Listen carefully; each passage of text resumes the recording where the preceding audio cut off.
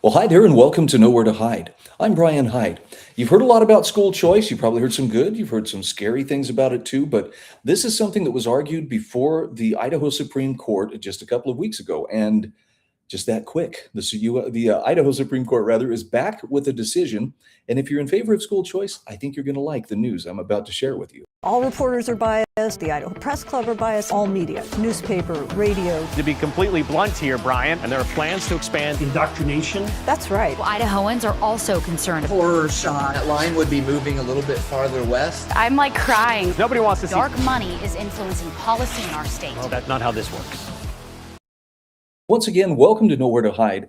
You know, when it comes to education choice, this is something that is very, very threatening to the public school system, the teachers' unions, and to certain politicians who, I guess, find there's a great symbiotic relationship between their job security and keeping the schools as kind of a make work program. But when school choice comes along, of course, it has to be throttled and it has to be managed, it has to be supervised and overlooked at every single point. And there's very little focus on what's really resulting in the best results for the students and for their parents who bear the primary responsibility for raising and educating them versus, what's best for the system and what is best for the institution. And frankly, given that many students in Idaho schools are performing well below where they should be in terms of their proficiency in both reading and in math, there's some work to be done. Okay, so please understand, I'm not trying to throw all public schools under the bus. I'm just saying that one size fits all approach only goes so far. So let's go ahead and indulge. For those who want to take a little victory lap, you've earned this one. The Idaho Freedom Foundation posted this yesterday on X, a big win for Idaho children and families. Today, the Idaho Supreme Court upheld the constitutionality of Idaho's school choice tax credit. Now, it's telling that the opponents of that school choice tax credit will call it a voucher scheme. If we use word magic, it'll transform it into something that scares people.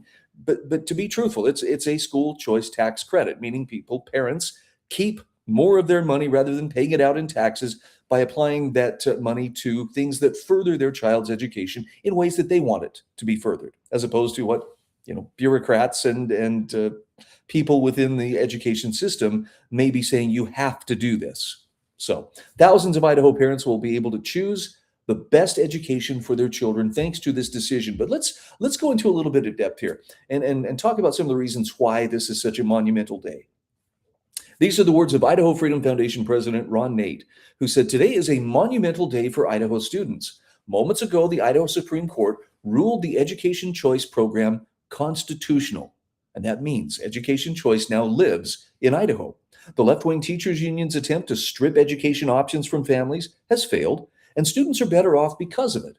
Government schools are failing too many students and are not adequately preparing them for life or for the workforce." I don't know if you've watched, in fact, I've got to do a real quick aside here. I don't know if you've seen some of the news from just this past week, but schools across the country are finding why there was this walkout and the students just spontaneously came up with these signs about anti-ICE and they went out and protested. I mean, in Utah, middle school students not only walked out of school, but they went and started vandalizing cars, throwing things at passing vehicles, vandalizing buses, going through stores, disrupting people and shouting at them and so forth.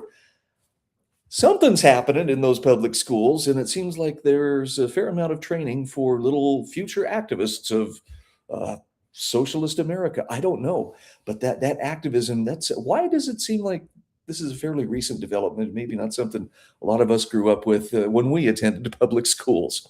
Maybe it's because they were too busy trying to teach us. Who knows? Anyway, Ron says allowing families to opt out of a broken system means students can pursue better, more prosperous futures free from the wokeness of government schools. That's not a pejorative thing to say. That is straight up factual. That's why parents want school choice. So today is a day worth celebrating. And he says, as a supporter of the Idaho Freedom Foundation, he's thanking those who stood alongside them as we pushed for this outcome. Idaho has voiced support for education choice from the very beginning. And he says it's very gratifying to see that long-term investment pay off. But I like this warning. The work isn't over. In coming years, we'll fight to expand this tax credit so that all families, regardless of income, can enjoy the blessings of educational choice. And here's the kicker. The fight started immediately with school choice being passed in the legislative session last year. I mean, immediately, we've got to find some way. We've got to find a judge who will block this. We've got to find some way. And this whole coalition came together to try to stop it on grounds that, well, it's unconstitutional, and it's a giveaway program for private and religious schools, as if somehow, we don't see giveaway programs in every other area of our life where tax dollars are put into people's hands and they're allowed to make the choice of what's the best use of those tax dollars. Nonetheless, let's take a look at some of the news reports. And granted, these are a little less celebratory. This one is from Idaho Ed News, and I only point this out because this kind of gives you a little bit of an insight into the psychology behind those who are having to say, holy crap, we didn't budge the needle on trying to dislodge education choice in Idaho. And so look at the picture that they chose. Chief Justice Bevin of the Idaho Supreme Court, he authored the majority opinion. I believe it was a unanimous opinion.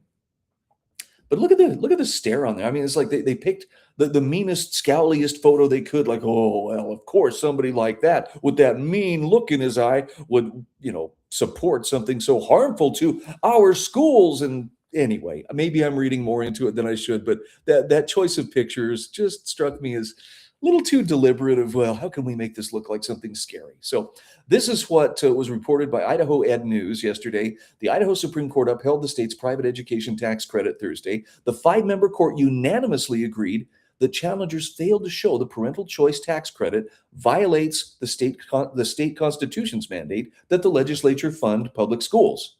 And it's true. It does say fund public schools. It doesn't say only public schools, or that's the only system that's allowed, or the only thing that's legitimate. And even if it did, keep in mind when that was put into the Idaho Constitution and ask yourself, are we the same state today as we were back then?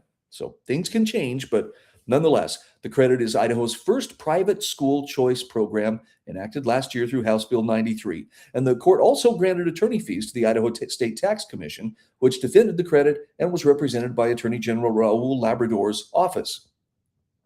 Now, here's the interesting part.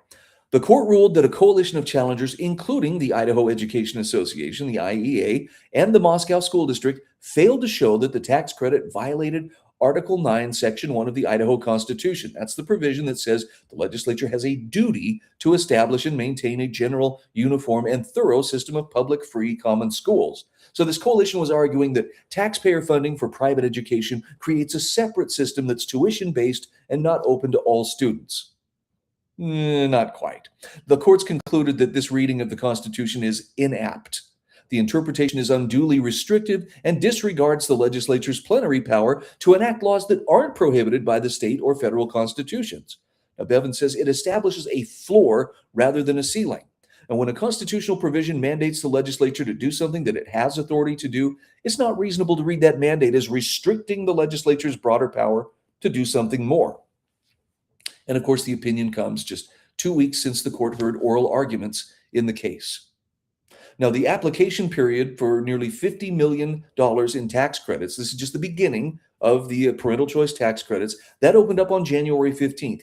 As of Wednesday, the Tax Commission had received 5,056 applications for 9,341 students.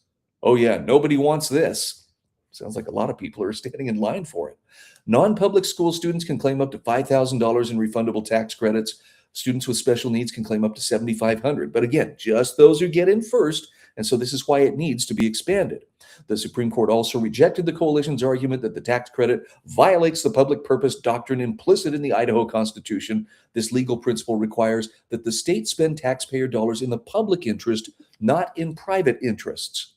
Now, square that with the creation of all these little activists in the classroom, and maybe we could have a conversation. By the way, Idaho Ed News reports the tax credit may incidentally benefit private enterprise, Bevin wrote in his decision, but he says this doesn't transform its purpose into a private one. In fact, the Chief Justice noted that the credit covers more than private school tuition. You can also use it for books or curriculum or other expenses in private and homeschool settings. Bevin wrote, the fact that some educational services are provided by private actors who may limit the scope of admission to their schools doesn't make the educational services less beneficial to the public as a whole. Something to keep in mind. Idaho Capital Sun reports on it. I wanted to point out the subheadline here. Justices unanimously agree challengers failed to show parental choice tax credit violates state constitution's mandate that legislature fund public schools. It was a pretty interesting coalition, but I'm kind of glad that they stumbled on this one and that the Supreme Court, the Idaho Supreme Court, came down and said no, this is constitutional. So now the work before the legislature is, okay, how do we expand it to more of the people who want it? Those early numbers of people who've signed up seem to indicate that there's a fair amount of interest. The question is, will Idaho legislators work to preserve the system at all costs, or will they work to expand the alternatives and know that that provides incentives throughout every aspect of education, public and private, to give the best possible results for those who use their systems? It's called competition, and believe it or not, it's what makes the world a better place. I'm Brian Hyde, and this is Nowhere to Hide. All reporters are biased. The Idaho Press Club are biased. All media, newspaper, radio. To be completely blunt here, Brian, and there are plans to expand indoctrination. That's right. Idahoans are also concerned. Horror shot. That line would be moving a little bit farther west. I'm like crying. Nobody wants to see Dark money is influencing policy in our state. Well, that's not how this